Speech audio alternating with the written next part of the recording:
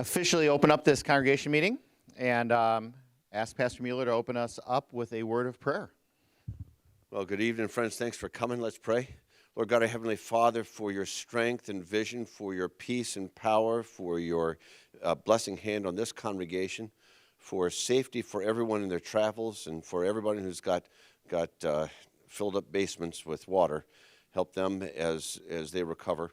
And then would you give us a vision and a hope for all the people who live hopeless lives in our community, and remind us, O Lord, of the lost. In Jesus' name, amen. All right, thank you, Pastor.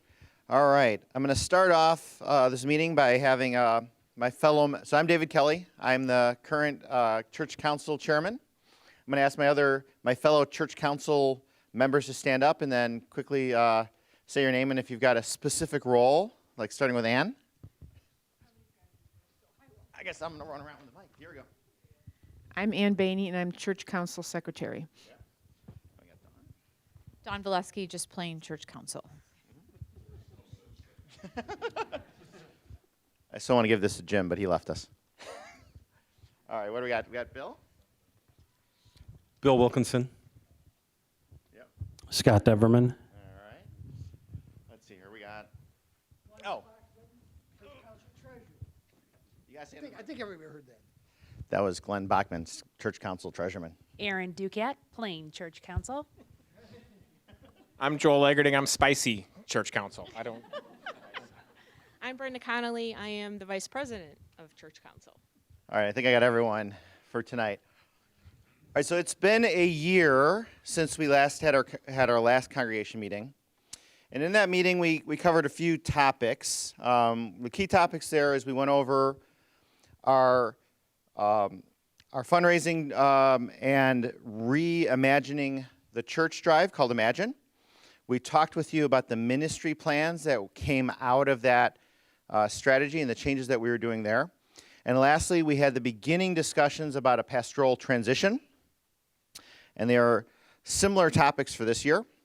We're actually going to start this meeting out with Pastor Mueller talking to us about the plans that he's been putting together around pastoral transition. That'll be about 20 minutes. Then I'm going to come back and talk to you about Imagine. I'm going to update you on what has been brought in for Imagine, what we've done with the funds to date, what's been pledged and we haven't allocated anything for, and then what we plan to do next, and then the steps after that. And then lastly, Carol and I are going to talk to you a little bit about giving and finance update for Trinity. After that, we'll have a question and answer period. You're welcome to stay for that if you have questions. We'll have a microphone so you can ask those, and either myself, Pastor Mueller, some of the staff will answer questions as best we can for you. And one final note, if you can, jot down your questions for the end question and answer part. If I get off track on the slides, my fellow church council people will help me stay on track, because I don't want to go too deep into something and then use up all of our time. So with that, Pastor Mueller is going to talk to us. Thank you. Thanks, Dave. We've been working on this for a long time, and it's not just the plans I've got, it's the plans we've been working together with elders and church council and call committee and congregation, all those other things. And because our congregation, anytime that you're going through a change like this, anxiety and fear rise. And change brings along fear.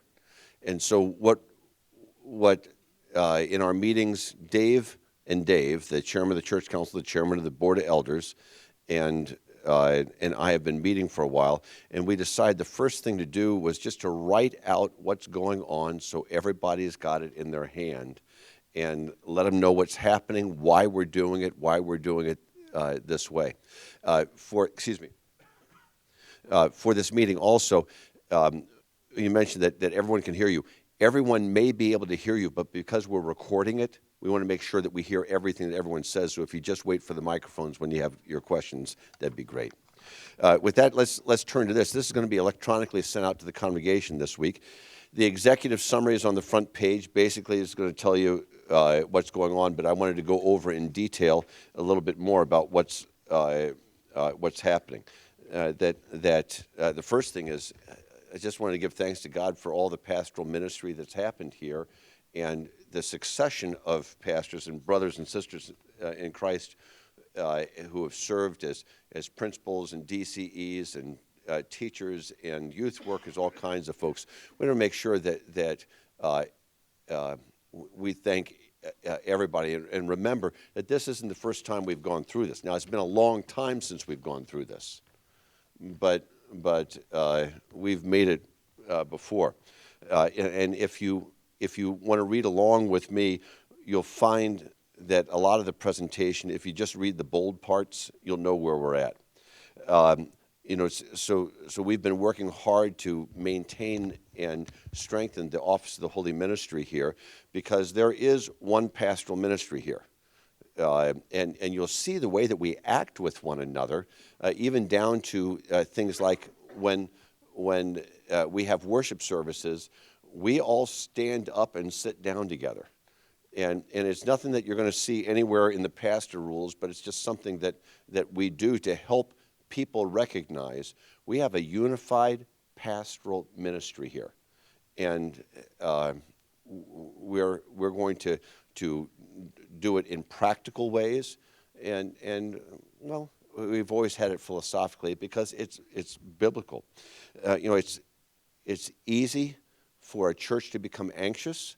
It's easy for us to triangulate, if you will.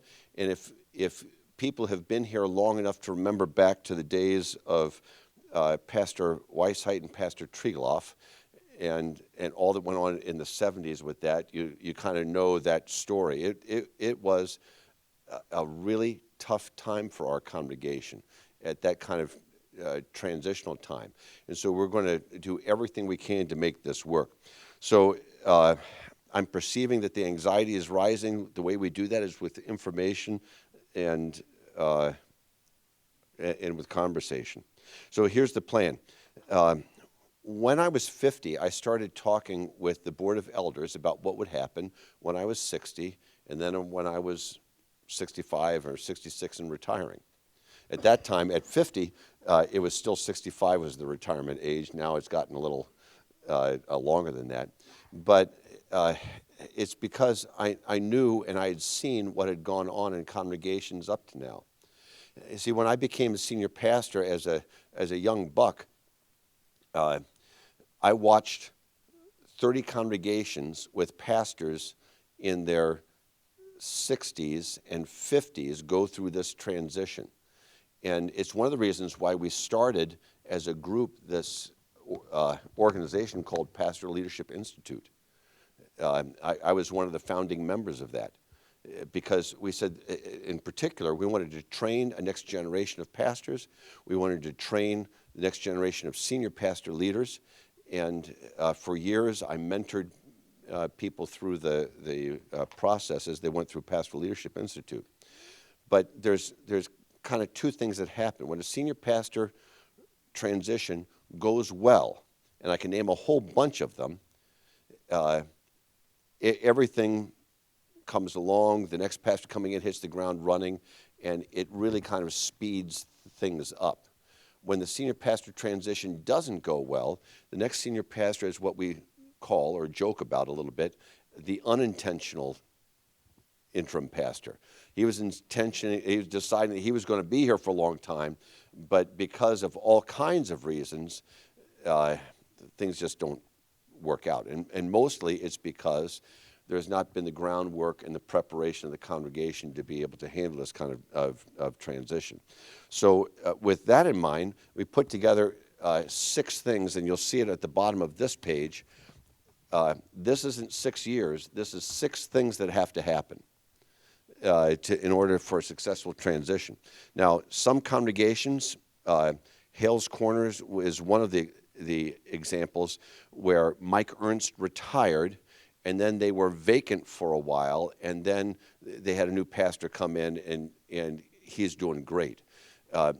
That's by far the unusual one when there's been a long pastorate of 8 years or more, and Mike was there for 30 years. So it's the same kind of situation. But in other congregations like St. John's Ellisville, as an example, Salem and Tomball is another example where they went through this kind of a process. Where they chose not to do it was at Gloria Day in Nassau Bay in Houston, and the pastor who came in after John Kieschnick, not Jerry Kieschnick, the former president, but John Kieschnick, his cousin, was there. The pastor who followed that, Greg Finke, Greg was gone within 3 years, 2 years, because they didn't appropriately work the transition process. And so with that in mind, we just says there's 6 things. There's search and call for an assistant pastor. The assistant pastor all the time continues to share the teaching and preaching roles.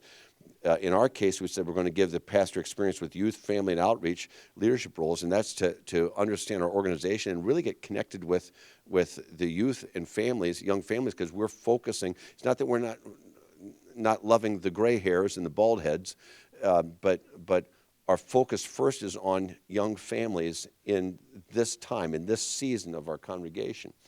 And then going through the senior pastor leadership, the senior leader training, working in other areas of finance, stewardship, foundation, missions, capital drives.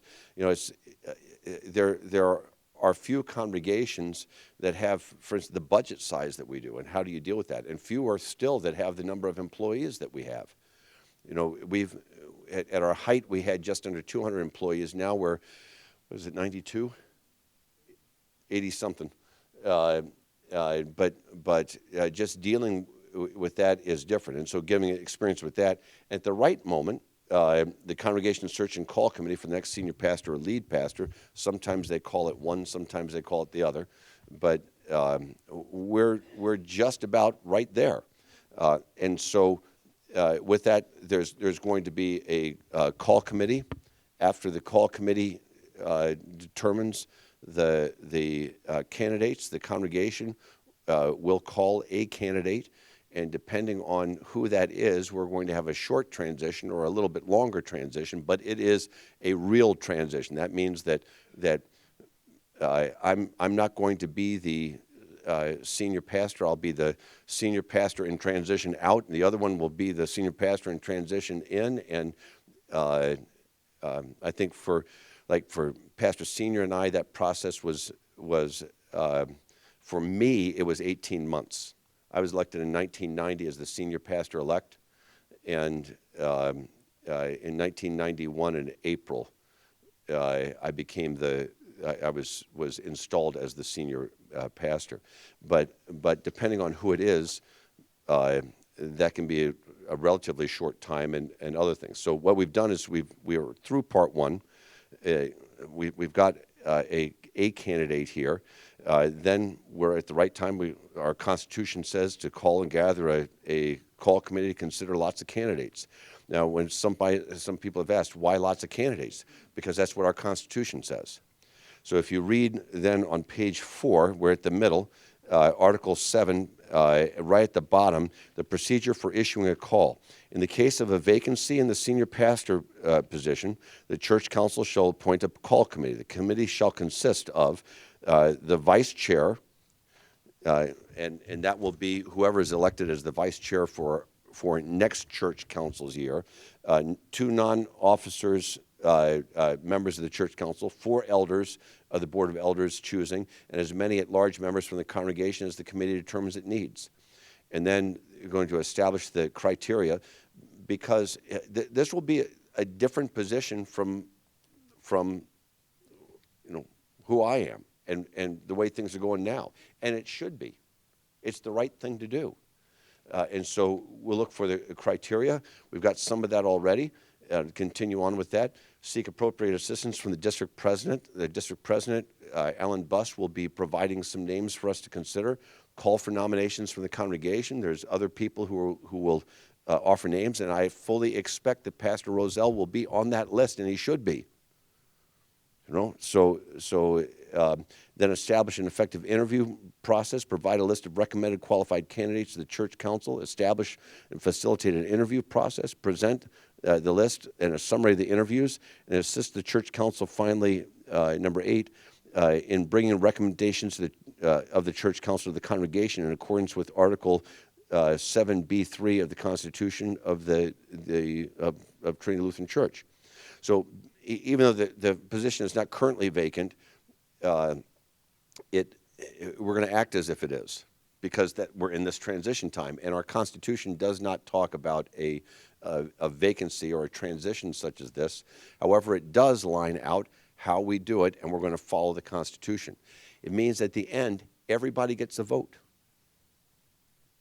And the voting members of our congregation will determine who the next senior pastor will be. Now, again, for Pastor Roselle, there's been no promises made to him. We came in and said that this is a position he's called as assistant pastor for youth and family and outreach, and then also a part of his job description includes training to be the senior pastor and finishing up the Pastor Leadership Institute, the Senior Pastor Leader Training, and he'll be done with that in May of next year. So we're expecting that September we're going to put together a call committee, and it'll probably take 9 months or so. It could be a month earlier in August, but by September we will have this done, and that we'll be ready to think about a call in the coming months, sometime around, and expect that we'll issue a call at the latest in June. And I just want to say to everybody, for me, it's okay. And this is at the top of page 6. It really is okay. This is a part of, my job as a senior leader here is to care for the needs of our congregation and see to it that Trinity is in the best position for the future. That's my job. As a military officer, my job was to make sure that all of my subordinate officers had training and they were ready to move on and take my position, knowing that I wasn't going to be here you're in the military, you're not here for forever. Same thing as pastors, you're not here for forever. And so, excuse me, I've been looking at a variety of things, as my career is coming towards an end. I expect to retire from the pastoral ministry at 66 years and 4 months, which is November 2022, I think. So I will retire then, but I am not expecting to retire as senior pastor here, because that's not a good transition for Trinity. And it may be that the best thing for me to do is to work, and I'm trained as a development executive. I'm getting training now to be what's called an intentional interim pastor to help other congregations go through this. And in fact, one of my clues when I put this letter together and ran it through Pastor Roselle and Dave Bowen, who's our elder chairman, and Dave Kelly, who's our church council chair, and we worked on this together. I sent it also off. Some of you will know one of our brothers in Christ, Jim Galvin. He's a fellow from over at Our Savior and Carroll Streams, but he is the guru for organizational stuff. Because I said, what do you think about this? And he said, this just sounds like an excellent plan, and in a hard situation, because anytime there's a transition like this after a pastor's been somewhere for a long time, it's going to be hard. It's going to be hard for everybody. And what you'll find from me is the same thing that you'll find from Pastor Mueller Sr. I'll be saying a lot of, gee, I don't know. Why don't you ask the senior pastor, because that's not my job. And whatever he says, I think that's great. Let's do it. How can we help? Because that's my job. And it's to bring honor and glory to Christ Jesus and to strengthen our congregation and help it keep going. So right now we're in a process. The chair of the church council and elders are partnering with me. Up to now, we're going to be working with Pastor Roselle's. So the 4 of us will be meeting together, talking about transition issues and the continued training and opportunities that we can give Pastor Roselle to make him the absolute best senior pastor candidate that we can make. And because I'm fully expecting that the congregation will vote that way, but I'm not the voter. You're the voters. And you'll have to determine at the right time who you believe the next senior pastor is, because this is, you don't get a call of assistant pastors, you don't get to call principals, you don't get to call DCEs or anything else, but you do get to call the senior pastor. And the last time this happened was 1990. And so we're not very experienced at this, and we pray that we become no more experienced at this for the next 30 years or so as it goes on. So I'm thankful for our partnership. I'm thankful for everybody who's working through this. Our staff is working hard to make this a very smooth transition. And I just have to keep on saying to everyone, you can tell anybody, ask them to come up and talk with me. If they're feeling anxious, I'm okay. And this is what one expects at the end of one's ministry career. This is a part of our job as pastors to help the next generation continue on as God gives us breath and strength and spirit. So with that, Dave, would you take over? Thank you, Pastor. All right, so the Pastor Mueller said if you reread this and you just read all the bold statements, you'll get the main points. The points that we've been working with him on specifically lately is that we've been preparing for this for a long time. This goes back to when I was on the board of elders, which is now 6 years ago. I was out last on an elder, and we've been going with Pastor Mueller with various leaders here to various leadership conferences. We've been talking about transition, how it should work. And then the things that were spilling out of that, which was the vision for the church, which became our Imagine goals, and some of the key things that we needed to do. And I'm going to be highlighting some of those with you. The two main things that we needed to do when we looked at Pastor Mueller's ministry here and the various jobs that he had is we worked with him on a few of his own goals. And one of them, as we prepared for the next set of leadership here, is we knew that we weren't going to have, we didn't want to have a senior pastor who had as many responsibilities as Pastor Mueller had taken on over his years here. A key component that we wanted to, that he asked us to help us with, is to put together an operations director role. So Church Council started a process where we put together a team that included some HR experts, and they went out and put together a job description, put that role out, interviewed a bunch of resources, and in God's perfect timing, one of our own staff members, Carol Arco, was the right candidate for the operations director role, which made that transition very easy because she knew most of the things that we did here, and it made that part of this transition go very quickly, this beginning transition, before we even got to what you would traditionally think of as a senior pastor role. So that actually prepared us, Church Council, for our next set of goals, which was to figure out strategically where the church was going and to work on putting together that associate pastor role that we hope will flow into this next senior pastor job. And that's what we've been working on a lot in Church Council. So the key thing that I wanted to highlight from the document that Pastor passed out is that he is, of his own accord, is helping us call this a call committee for this summer that will start the process. And that the intended target for when that call is actually issued for our next senior pastor is June of next year. So this gives us about a year to do all the things that we need to do in a call committee, finish up a lot of these other pieces that we're trying to do strategically, and get us ready for the next step in our here at Trinity.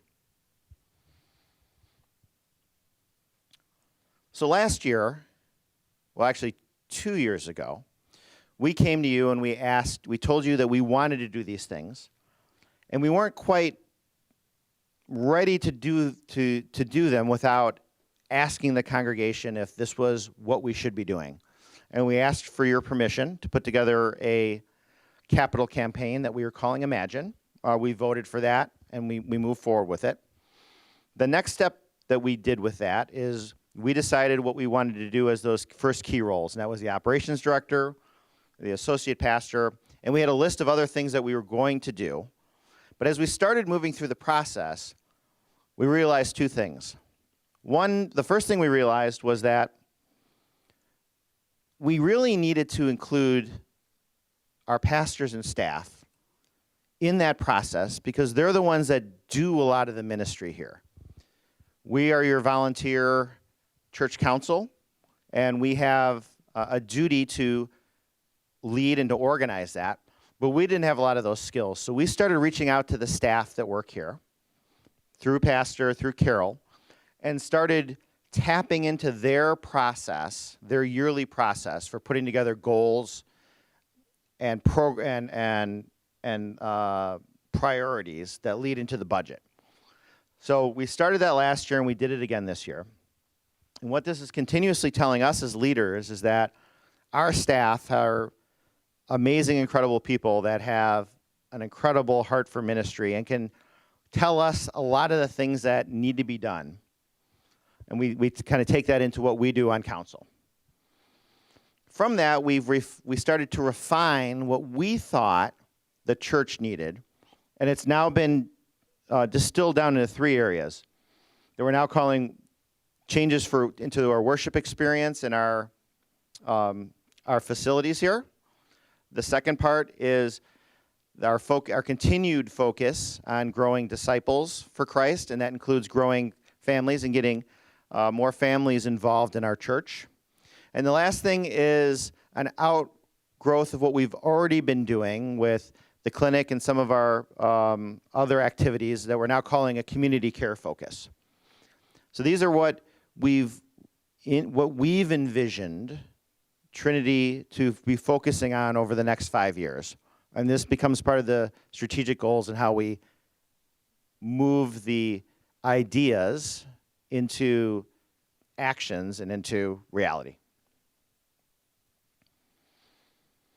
When we originally thought of Imagine, we hired a consultant who came in and looked at our demographics and gave us an idea of how we should approach a campaign like this. Their ideas were good, and they gave us an idea, or maybe too many ideas, of what we should be doing at Trinity. And that became these categories on the left-hand side with a lot of numbers on the right-hand side. As we started going through this, us on church council realized that this isn't really about money and about you giving and then we doing something. Imagine was more of, what does the Lord want for our church here in Roselle? And the message we got back from talking to a lot of people and the amount that was pledged is it wasn't about just giving money and then having the church go do something. It was about connecting to that vision and then taking that forward. And this continued growth in all of us in our discipleship. So that then directed us to do some things differently. So as we got pledges in, we had already decided we were going to fund the operations director role and the associate pastor role. And once we decided that, we then started the associate pastor call committee, started looking for eventually what it became Pastor Randy coming in, and that the two roles together have blessed us tremendously. The thoughts and the feedback and the energy that they've given back into the staff have been really transformative. We've got staff members who are doing different things than they've done here in the past, and they're being empowered and they're being allowed to go do this, and they're doing different things. An example is Amy Herring started something called Start Here that she does on Sunday mornings as a piece of outreach. So if people come into the church and they come here for the first time, there's a different style of greeting, there's a different style of showing what we do, and that is having an incredible effect on the number of people who come back for the second time. And for us on church council, we're learning that it's not as important whether people come to your church the first time, it's whether they come the second and the third, and they like the message, and they like the community, and they choose to come back for that. So that process has been working really well, and we see it when we look at how many people then keep coming back, how many people then come to a new member class, and then after new member class, how many people are joining small groups and they're doing other things, all of the things that we were talking about when we envisioned what it meant to be living together as the body of Christ and growing it in our discipleship. So that the funding that we put aside for Carol and Randy, some of it came ahead of time, and we did that on purpose. And we decided at that point that we were going to no longer do that. We were not going to spend any more money until we've received it, and we knew that the whole campaign was funded for the next steps. Now we did start to receive some directed gifts, like the sound system that went into the sanctuary. So as we came to you and said, what are you imagining for Trinity? People started coming back to us and saying, I've got a vision and I want to help you in this way. And the sound system was one example of that. And we were able to then fund it in the campaign and put it into place. Hopefully everyone's enjoying the new sound system. While I was preparing for this meeting on Sunday, I sat upstairs during the 11 o'clock worship service, and Vicar Novasek's voice was so clear coming out of the monitors upstairs, I was convinced that he was standing like on the left-hand side, because that's where it sounded to me like he was coming from. So very different experience, and there are some next steps on the next slide that we'll go from there. The last thing we had to pay for are campaign costs. So we had hired this consulting company, and we're going to say, I think we started to tell this a little bit last year, but the consulting company didn't do exactly what we wanted to do, so we had a discussion with them, and we cut ties with them early, and then we've got some savings because of that, because we didn't take them all the way to the end. So in Imagine, we've had about $1.2 million that were pledged. To date, we've received about $565,000, and those are going to pay for Pastor Randy's salary while we're in this in Imagine, for Carol's salary while we're in this program, and a few other things that Church Council is now funding to do as next steps. And they're fitting within those three areas that we said we're going to focus on as part of our strategic direction. So the first thing is, if you've noticed, if you go by the lobby today, it's now very obvious that something has changed, because now they've taken down a wall and there's plastic up, so that hallway is no longer there. It's now under construction. We were going to fund that, and then somebody came forth with a memorial gift and said that they would pay for that part of the room. So we didn't have to take it out of the Imagine funds. We've got, again, somebody else imagined something and is funding it separately. What we're going to add to that is we're going to do the space behind it, which is the hallway with the bathrooms.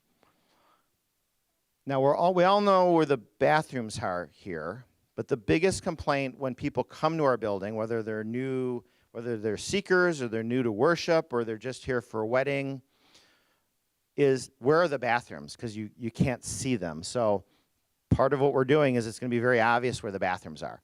It seems like a little thing, but all the feedback that we get when we talk to consultants, and we've got people on council who do parts of this for a living, is those are really important things, and we're able to do them. So we're gonna fix that part.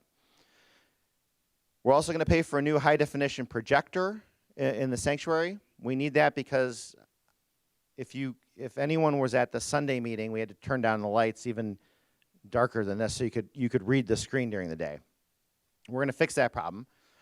But again, as we talk about imagining things, Tim Johnson found a donor then for the bigger, wider screen we're going to need for that new projector. So again, the things that we've imagined together, others are piling onto, and it's taking them further than we thought they were going to go. And we're very happy with that. Next thing is we also got a donor who wants to put an electric sign down on Maple Street, right in front of the community center, so we can advertise the things we're doing here on a more highly traveled street. And then those are all part of creating a better facility. So that was part of the worship experience and our facilities as a first step there. The next thing we need to do, as we've talked about reaching out to families, is we're going to bring in an additional resource into our family ministry. Now today, we've got DC Mark Novosek, who does high school youth, or that's his primary area. And then we've got DCE Erica Davies, who's doing youth. Originally, when we brought Erica in, she wasn't going to focus on youth and families, but we asked her to do that, to give a specific focus there. And as Mark decides to go into the pastoral ministry, that leaves a gap that Erica wants to move back into high school youth, and then opening up a role for family. So we're choosing to fund this now and bring someone in so we can pour into that ministry even more, do more outreach, which is one of the main things, that more outreach and evangelism, and kind of build this pipeline. So just as Pastor Mueller is going to be moving into his next season of life, and we'll be having a new senior pastor moving in, we've got some other movement within our staff that helps us do all of the things that we've been planning to do. Lastly is we've had a little bit of a savings on our campaign costs because we got rid of the consulting company that wasn't helping us as much as we wanted to. And that's kind of where we're at today with Imagine funding, based on what's been pledged, what we've received, and what we've been able to bank up and now fund. There's a highlight of a recap of the pieces that we're funding now. Then Church Council is starting to decide, well, what comes next? And some of our thoughts were just to finish some of our building experience stuff by making the community center a little more accessible by redoing the parking lot, having a better entrance in and out of Maple Avenue, changing some of the side street parking so we can get a lot more parking there.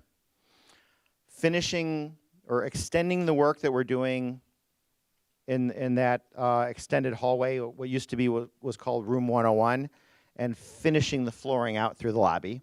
We see that as a next step. And continuing this kind of supercharging of our staff as we're doing more things with, or I shouldn't say our staff plus volunteers are starting to do more or different things than they did before that align to this mission of outreach and evangelism and growing families. So we are going to continue to support that as we work with pastors and with Carol to allow those changes to move forward, so that the energy that is locked up inside of people that maybe they felt like they haven't been able to do before, they're starting to do, and that's changing how some people's jobs are here. And then the last part is to then have more of a directed focus on a continuous community cares. So what we do for clinic and what we've done at various points in the year to go out into our community and find needs and connect those needs with volunteers or organizations that fulfill those needs, we want to do that more full time. And we want to be a church that does that. That's our third focus area. But as we learned earlier, everyone here has a vision, a dream maybe, of what we should be doing here. And that's where we want to reach back out to all of you and say, what are you guys excited about? When you have a vision for where Trinity is going, what is your imagine? And that we may want to bring some of you back in to create a second Imagine committee to help us with that. And that's what we're going to be doing next. Now that we've sorted out some of our strategic direction, what we're doing with some of these roles, we can go to that next step. Okay. Now I'm going to transition into the finance part. The first thing that Church Council wants to share with you is we've had a change over the last year with what we had with our mortgage and our line of credit. So Trinity had a mortgage that we refinanced quite a few years ago after we purchased the community center. And we had been diligently paying that down. And we were doing a good job of paying that down.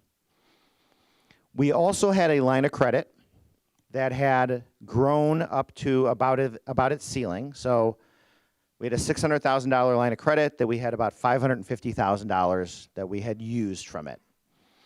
And Church Council every year when we were working with Pastor Mueller and then with Carol and putting together a budget, we had not put together a good plan on how we were going to pay off the line of credit.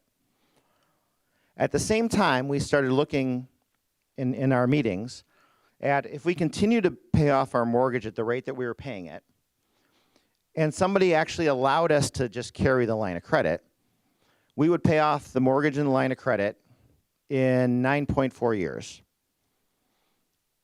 And it was having a bit of an impact on our cash flow. The mortgage amount and at various times in the year what we're giving is for that weekend or that month would cause us to have to shift a little bit. So at about the same time, our lender, Itasca Bank, came to us with a solution, saying, why don't you just roll the two of them together? And the next part is very important. The line of credit was on a variable rate, prime plus 1. And as it looked like interest rates were going up from having been down for 10 years, it suddenly made a lot of sense for us to roll the two together on a fixed new mortgage. And then we actually incurred a savings from that helped us on that operations side. So one of the things that we needed to share with you in this year's meeting is that this is what we did. This is what was approved. And in our policy-based governance, Church Council doesn't necessarily have to approve those things. We are informed, we give feedback on it, but our staff has the authority to do that, and that's what one of the things Carol did as our operations director is to sort us through this issue. So a portion of our finances is smoother now because we went through this. And now I'm going to kind of shift over to it's not the balance sheet, I'm not an accountant, I'm just a consultant.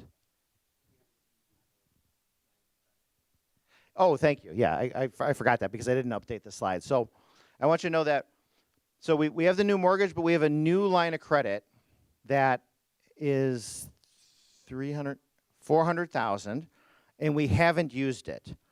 In fact, once, about 3 years ago when we got that old line of credit up to that $560,000, we haven't had to really pull from a line of credit since then, and we've been balancing everything without that. So we have a line of credit. It's there if we need it. Our direction to finance is to only use it and to have immediate plans to pay it back. That's the operating model we're working on now. So from a giving or an income perspective and an expenses perspective, here's where we're at. We are doing a really good job of living within our means, meaning we're not spending more than we're taking in. Our main income components is weekly giving. And there are different buckets that you can give to on your giving envelope. General fund, building fund, and debt reduction. Building fund is intended for the building needs, which also includes the mortgage. We've got debt reduction, which is specifically designed for reduction of debt, and then the general fund. What we want to share with you is if there isn't enough money in, say, building fund to cover the mortgage, then it comes out of the general fund. If there isn't enough money coming in debt reduction to pay off additional debt-related pieces or the interest part of the mortgage, then it comes out of general fund. If the school isn't quite meeting budget, it comes out of the general fund. If adult daycare has a shortfall, it comes out of the general fund. Everything here comes out of the general fund if it doesn't meet budget. So general fund giving is incredibly important for the balancing of our budget. And thankfully, it has remained strong, although it has had a reduction, as we've also seen a reduction in people who are coming here over the last few years. But what we see when we look at giving is the people who are giving diligently are incredibly generous and are very diligent givers. And those givers are very important for everything that we do here. And we have such appreciation for all of you that do that. The second thing that I wanted to highlight here is you can see that we've, I think I earlier said we've got about $560,000 has been received for Imagine over the last year, and we go June to June, and we're projecting out now just the remaining May and June. It looks like we're going to get 270 of that 1.2 million for Imagine is going to came in for this last year, and money that will be recognized as Imagine income this year. Thank you. And that is funding the pieces that I showed on the previous slide. The other thing we did on Church Council has to do with the school. So for years, or for as long as Trinity has had a school, the church has contributed amazingly to the school. An obvious part is the church provides the building that the school's in. The church provides electricity. We've got all different types of financial services, custodial services, maintenance services. And at various times, we had different formulas for what the school took care of and what the church took care of. In that same time, we've had over the same years that a lot of people, for various reasons, have stopped coming to church. They've also stopped looking at Christian schools to send their children to. So we've had a reduction in the amount of kids that are coming to school. That causes a lot of issues in terms of planning, budgeting, and then delivery of services. Now, one of the things that we did, Don, how many years have you been here now? 3? Yes, okay. One of the things that we did 4 years ago when we were starting to look for a new principal is we were looking for somebody who had successfully grown a school and had put together programs that had an impact on the number of kids that were coming to the school, families that were being reached for Jesus, and lives that were being transformed. And part of the reason we chose our principal, Dawn Koenig, is because she had those skills. Now, when she came here, we challenged her to immediately grow the K-8 school. And she informed us, because we don't do this, that that's much harder than it seems. Something that would be much easier to do, or at least have more immediate results, is to grow the preschool and kindergarten as a way to funnel into the school. So she's been doing that and doing a great job of it. In fact, I think we're near the border of opening up a 3rd preschool room for next year. And we've got like a pipeline of families coming through. Now, the amazing thing about this is those activities have also spilled backwards into daycare. So we got Jamie Reigel and her team who do those amazing things for us. And they are now part of that pipeline of what they bring in with infant and child care before they come to preschool. And then all of these activities, as we're reaching families, are actually also bringing kids into our school. So we're seeing classes growing again, and we're seeing families being reached, which is exactly what the mission of our school is to do that. And of course, provide an education for those kids and those families. But everything is coming together. To support that, we made a policy change where we said, since the K through 8 and the preschool and then a few other activities around it are all run by a principal, we lumped all of those together in one profit and loss area. So as the preschool makes a profit, that money would be applied to the shortfall in the school. And then as those kids and families move through, it'll all work out. So we've given the school some flexibility from our budgeting perspective to do what our principal and the staff want to do to bring in students. And that's a very different philosophy than like a previous church council has put in place. And we've been able to do this because of our new policy-based governance. We can talk about these policies, set these policies, and then let the staff operate within them. And that's how those pieces are coming together. So I talked a little bit earlier about how we had seen for a while a reduction in the number of people coming to worship. And there was a subsequent, but not as big, reduction in the amount of money that was being pledged.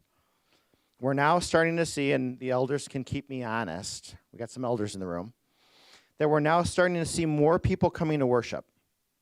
And that the changes that Pastor Mueller's made, the changes that Pastor Randy's been making, we now have Vicar Novosek who's been preaching, that our message has been getting stronger, and as people are coming, they're liking what they're hearing, and they're coming back, and that we're starting to see an increase, it was first a leveling off, and now we're starting to see little bits of an increase in people coming to worship. And that is incredibly encouraging. But the point I was making here is, over these last few years, we had seen reduced giving, and that was having an effect on how we were delivering programs and our ability to deliver on the mission. Carol and Pastor have been working incredibly diligently over the last 2 years to change how we were doing budgeting, changing some of our targets, and then making sure that we were following through on those plans to make sure that we weren't spending more than we were bringing in. So staying within those financial guardrails, which is one of the reasons why we haven't had to, touch a line of credit in any significant way over the last few years, and where we're going with it. But what I wanted to really share with you is some of the impacts that you may have felt and experienced, but I don't think we've said out loud. So we wanted to share those with you because that's what we see when we talk monthly. One is, at some point in the year, we would often have to stop spending money because we weren't projected to make it to the end of the year. And that would have an effect on programs and things that we were trying to get done. So we're trying hard not to do that, to balance out our year better, so we don't have to do that. It particularly seemed to impact youth a lot because they had a lot of things that would happen in the spring that would require money. So that's part A. The second thing is we have not been able to give a cost of living increase to our staff in many years. And we get a lot of people who come to church council and ask us, well, why can't you approve a budget, that has this in there? And we really want to. We were having difficulty managing through the steps that we needed to do. And if there was more general fund giving, one of the first things that we want to do is to do that for our staff who've been incredibly diligent and have worked hard and have helped us through all of these times. So that is a goal of ours that we would like to be able to fund next. The next thing is we have not been able to build an emergency fund. That was one of our Imagine goals, is to build up that pool of money to make sure that when we did have the next emergency that we would be able to cover it without going to a line of credit. And that's something that we need to do, and we're hoping either through additional Imagine giving, or if there's a big gift somewhere, or we can just manage it with a change in general fund, that we'll be able to cover that. The last thing is our staff spends a lot of time fundraising for the school, fundraising for the care center, and that in some ways is taking away from other ministry.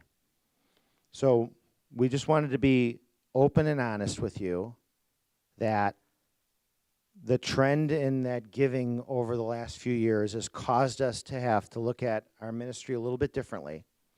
And we're praying that the Lord will give us some different levers and things that we can do.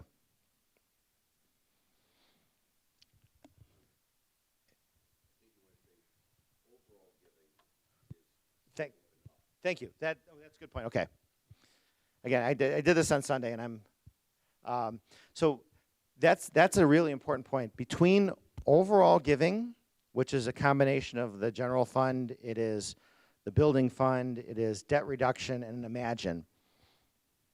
Again, everyone is exceedingly generous. We're just still working. That's actually up. That's not only is it yeah, it's going up. So it is up, and that's an important point. So a lot of our challenges that we're facing on council is working through the differences. Mm-hmm.